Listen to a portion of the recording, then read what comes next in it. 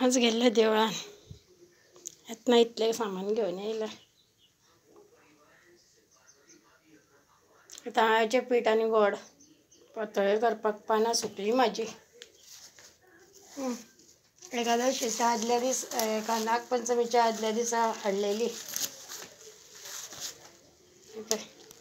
पानां सुकलीं.